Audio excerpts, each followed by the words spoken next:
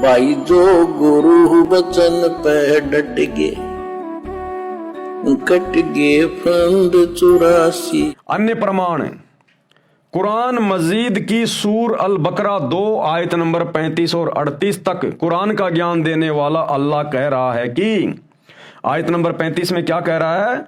फिर हमने आदम से कहा तुम और तुम्हारी पत्नी दोनों जन्नत यानी स्वर्ग में रहो और यहां जी भरकर जो चाहो खाओ, किंतु इस पेड़ के निकट न जाना, नहीं तो जालिमों में गिने जाओगे।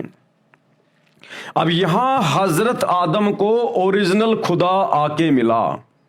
ओरिजिनल खुदा, जैसे हजरत मोहम्मद जी को कबीर परमात्मा इबादही कबीरा ओरिजिनल खुदा मुर्शिद के रूप में आके मिला, जिंदा बाबा के रूप में आके मिला, उनको कलमा दिया अल्लाहु कबीर अल्लाहु कबीर।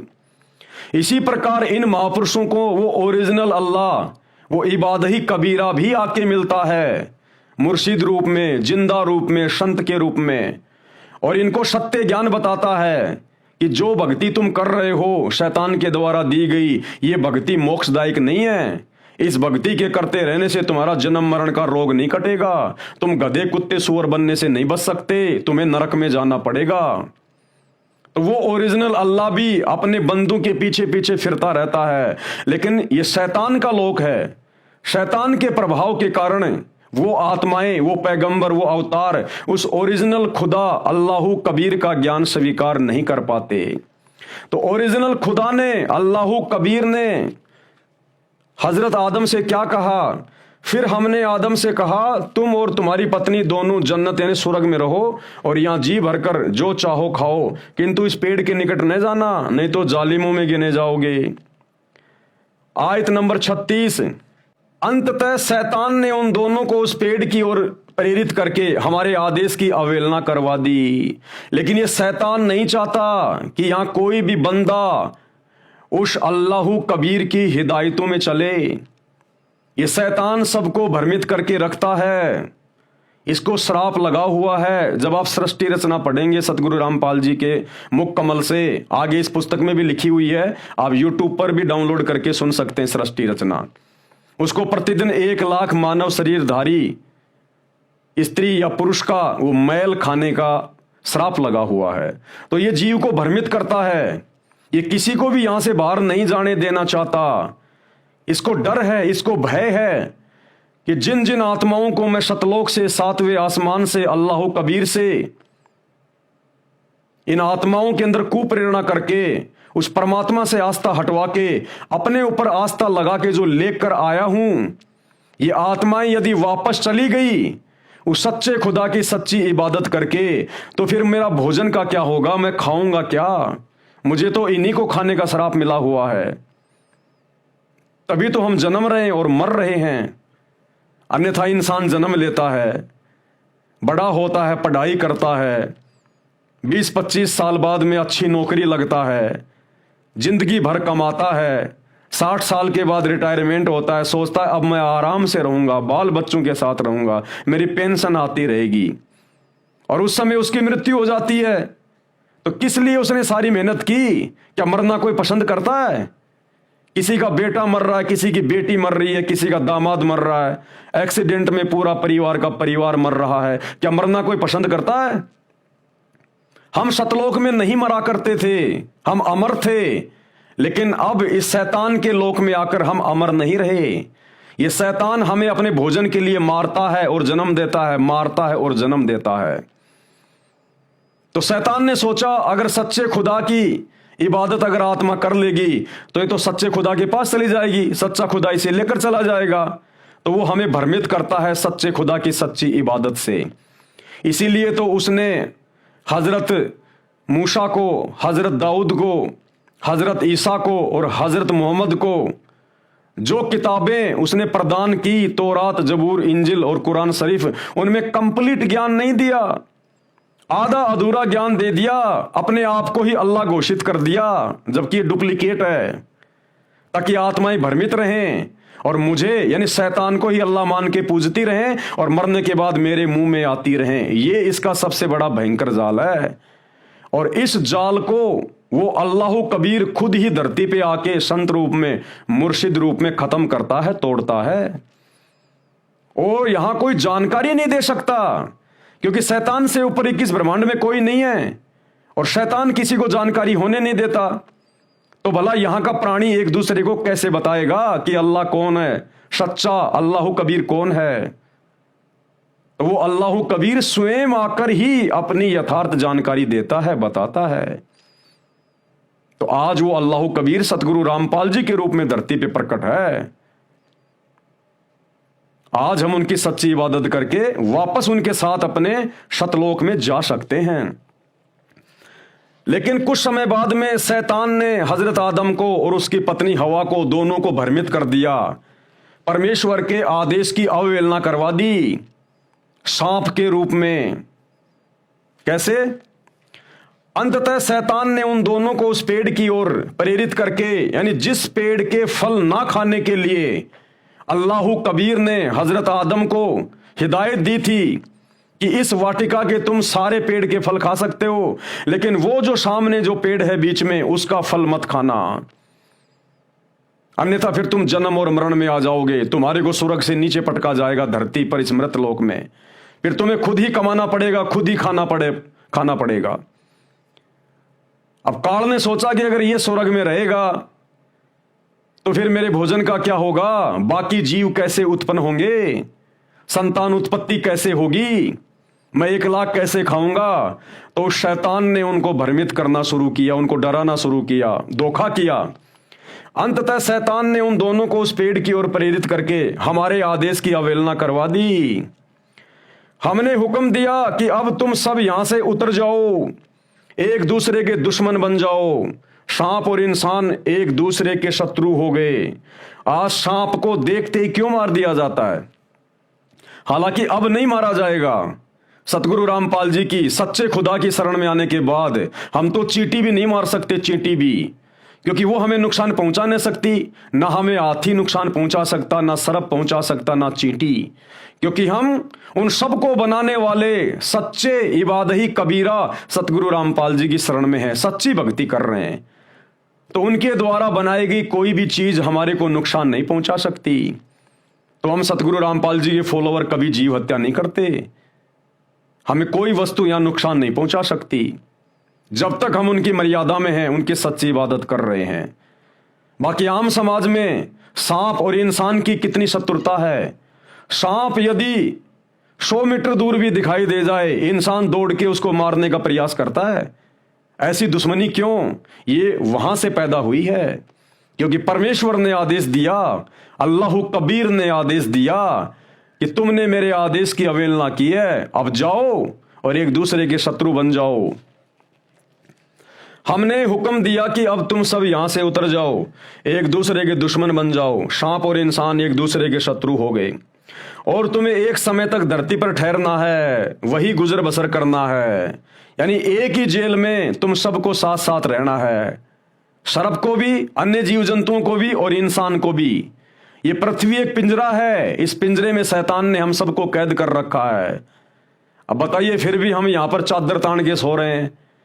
अरे आपका 8x10 का एक कमरा है, और उसमें कोई सांप को भी छोड़ दे, कोई बिच्छू को भी छोड़ दे खुला, और आपको कहे कि अब आप आराम से सोइएगा, हमने एसी लगा दी है।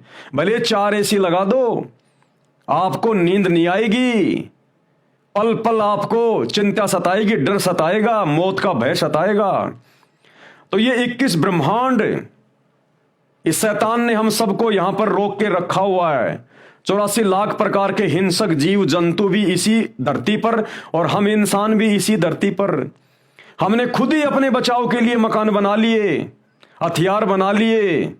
इस शैतान ने तो हमारे को एक बाड़े में पैक कर दिया था, और फिर भी हम यहां पर इत्मीनान से सो रहे हैं। सबको पता है कि हम शैतान के लोक में हैं, हम पृथ्वी पर, इसको मृत लोक कहते हैं। यहां कोई जीव सुखी नहीं है, जन्म और मृत्यु यहां का अटल नियम है। उसके बावजूद भी हम लोग खुदा की इबादत नहीं करते, सच्चे खुदा के पास जाने की नहीं सोच रहे। उसके बाद भी हम खुदा को निराकार निराकार कह के ठुकरा रहे हैं, उसकी बंदगी को ठुकरा रहे हैं। अगर खुदा निराकार है, वो इंसान रूप में नहीं आएगा, तो हमें ज्ञान कौन समझाएगा? हमें कौन जानकारी देगा उस खुदा के विषय में? ये शैतान तो देने वाला नहीं है। तो वो खुदा, ओरिजिनल खुदा अल्लाह कबीर, वो स्वयं ही इंसान बन के आता है, मुर्शिद बन के आता है, संत या सतगुरु बन के आता है, जिंदा बन के आता है, और हम इंसानों जैसा बन के आता है, क्योंकि हम इंसानों को ही ज्ञान समझाया जा सकता है। जानवर ज्ञान नहीं समझते, जानवर भक्ति नहीं कर सकते। आप किसी भैंस को, गाय को बैठाओ और बोलो अल्लाह अल्लाह, बोलो भगवान भगवान, राम राम, वो नहीं जानती कौन अल्लाह है, कौन राम है, क्या भगवान है। वो पशु योनि में है, वो अपना वो कर्म भोग रहे हैं। जब वो कभी इंसान थे, मनुष्य योनि में स्त्री और पुरुष थे, उन्होंने सच्चे खुदा की सच्ची इबादत नहीं की, पत्थरों की पूजा करते रहे, उल्टे काम करते रहे, भगवान से मुंह फेर कर बैठे रहे, अल्लाह को निराकार निराकार बताते रहे। अब वो गधे कुत्ते सुअर बनकर अपना कर्म भोग रहे हैं। तो अब उनको नहीं पता, अब उनको मौका नहीं है अल्लाह की इबादत करने का। अब उनको लंबा चक्कर काटना पड़ेगा 84 लाख योनियों का, फिर कहीं जाकर अल्लाह उनको एक मनुष्य जन्म देगा, जो आज आप और हमें प्राप्त है, हमारा सौभाग्य है। और सबसे बड़ा सौभाग्य, ये कलयुग की बिचली पीढ़ी का समय उस ओरिजिनल अल्लाह के द्वारा पहले से भक्ति के लिए, मोक्ष के लिए निर्धारित किया हुआ है। और इस समय अल्लाह खुद धरती पर संत रामपाल जी के रूप में प्रकट है, सच्चे मुर्शिद, बाखबर, तत्वदर्शी संत के रूप में। केवल उनको पहचानने की आवश्यकता है, मोक्ष दूर नहीं है। तो भाई और बहनों, जब हमें पता है कि हम ऐसे गंदे लोक में रह रहे हैं, शैतान का लोक है, काल का लोक है, ये डुप्लीकेट अल्लाह बन के बैठा हुआ है, अपने स्वार्थ के लिए, अपने भोजन के लिए हमारे को जन्म दे रहा है, हम हमारे को मरवा रहा है। इसकी इबादत करते करते भी दुनिया भर के हॉस्पिटल में लोग सड़ सड़ के मर रहे हैं। इसकी इबादत करते करते मंदिर, मस्जिद, चर्च, गुरुद्वारों में जाते जाते भी दुनिया की आंखों के सामने उनके बेटे मर रहे हैं, बेटियां मर रही हैं, पूरा का पूरा परिवार एक्सीडेंट में मर रहा है, महामारियां आ रही हैं। तो ये खाक खुदा है, ये खाक अल्लाह है, केवल इसने हमारे को भ्रमित कर रखा है। ये डुप्लीकेट अल्लाह है, और उसके बावजूद भी हम लोग ओरिजिनल अल्लाह को खोज नहीं रहे। कोई बताता है तो उसकी बातों पे हम यकीन नहीं कर रहे, विश्वास नहीं कर रहे। क्या जाता है तुम्हारा? दुनिया भर के फालतू के अश्लील गाने, गंदे भद्दे गाने तुम सारा दिन मोबाइल पे सुनते रहते हो, फेसबुक पे, यूट्यूब पे शॉर्ट वीडियो देखते रहते हो, दुनिया भर के अश्लील। अपना 8-10 घंटे का समय जाया करते हो, बर्बाद करते हो। क्या तुम आधा घंटा रोजाना रात्रि को सोते समय सतगुरु रामपाल जी के सत्संग भी नहीं सुन सकते? लेकिन यह काल सुनने नहीं देता। जिसके ऊपर काल का प्रभाव ज्यादा है वो केवल गंदगी देख लेगा, लेकिन सच्चे संत के सत्संग नहीं देख सकता। सकल पदार्थ है जगमाही, कर्महीन नर पावत नहीं। जो कर्महीन होंगे, वो चाहे किसी भी धर्म में हो, वो संतों के सत्संग सुनने से परहेज करते हैं, क्योंकि उनको तो यहीं पर शैतान के लोक में उसका भोजन बनना है, गधा कुत्ता शुअर बन के घूमना होता है। तो जब हमें पता है कि ये इतना गंदा लोक है, शैतान का लोक है, ये पृथ्वी जिसको मृत लोक कहते हैं, हमारी आंखों के सामने हमारे बाप दादे मर गए, दुनिया के बेटा बेटी मर रहे हैं, और हम भी मरेंगे, सबको पता है। रोज मर रहे हैं हॉस्पिटल में, एक्सीडेंट में, रोजाना टीवी में देखते हैं, अखबारों में आते हैं, लोगों के जनाजे उठते हैं। फिर भी हम लोग आंखें नहीं खोल रहे कि एक दिन हमने भी जाना है। ये क्या ले गए? पूरा परिवार यहीं छोड़ गए, बेटा बेटी, धन, कारोबार, संपत्ति सब यहीं छोड़ गए। ये मुल्ला मौलवियों की दुर्घटनाओं में मौत हो रही है, दुर्गति से मौत हो रही है, अकाल मौत हो रही है। इन पंडितों की, आचार्यों की, शंकराचार्यों की दुर्गति से मौत हो रही है। अरे ये तो धर्म के ठेकेदार थे, इनकी ऐसी दुर्गति से मौत क्यों हुई? ये तो हम आम लोगों से ज्यादा, आम हिंदू, मुस्लिम, सिख, ईसाइयों से ज्यादा बंदगी करते थे, भक्ति करते थे, अल्लाह का बहुत ज्यादा ध्यान रखते थे। जब इनकी ऐसी दुर्गतियों से मौत हो रही है, तो आम हिंदू, मुस्लिम, सिख, ईसाई, इनके साथ क्या होगा? सोचने की बात है। इसलिए हमने विचार करना चाहिए, सतगुरु रामपाल जी के सत्संग सुनने शुरू करने चाहिए। एक बार यदि ये शरीर हाथ से निकल गया सीधा गधे कुत्ते सुअर की योनि में, फिर ना तुम्हें कोई समझाएगा और ना तुम समझने के लायक रहोगे। तो शैतान ने फिर भ्रमित कर दिया आदम को और हवा को। हमने हुक्म दिया कि अब तुम यहां से उतर जाओ, एक दूसरे के दुश्मन बन जाओ। सांप और इंसान एक दूसरे के शत्रु हो गए, और तुम्हें एक समय तक धरती पर ठहरना है, वहीं गुजर बसर करना है। आयत नंबर 37। उस समय आदम ने अपने रब से कुछ शब्द सीखकर तौबा यानी क्षमा याचना की, जिसको उसके रब ने स्वीकार कर लिया, क्योंकि वह बड़ा क्षमा करने वाला और दया करने वाला है। ये है वो क्षमा करने वाला और दया करने वाला, रहम दिल अल्लाह, बड़ा मेहरबान अल्लाह, जिसे तुम कहते हो बिस्मिल्लाह रहमान रहीम। ये है वो कबीर अल्लाह, जो अपनी आत्माओं के पीछे पीछे भटकता रहता है, शैतान के जाल से, उसके षड्यंत्र से बचाने का प्रयास करता है, जो वर्तमान में संत रामपाल जी के रूप में धरती पे प्रकट है। उसने हजरत आदम की, जब उसने क्षमा याचना की, माफी मांगी, उसने उसको स्वीकार किया। यह है वो रहम दिल अल्लाह, क्योंकि वह बड़ा क्षमा करने वाला और दया करने वाला है।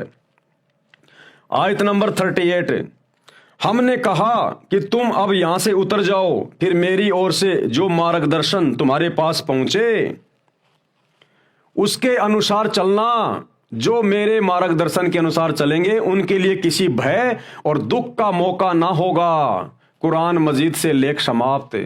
क्या कहा उस रहम दिल अल्लाह ने, ओरिजिनल खुदा अल्लाह कबीर ने, कि अब तुम यहां से जाओ, नीचे उतर जाओ धरती पे, पृथ्वी पे, उस मृत्यु लोक में, क्योंकि तुमने शैतान के प्रभाव से मेरे आदेश की अवहेलना की है। मैंने जिस पेड़ के फल खाने से मना किया था तुमने वो खा लिए।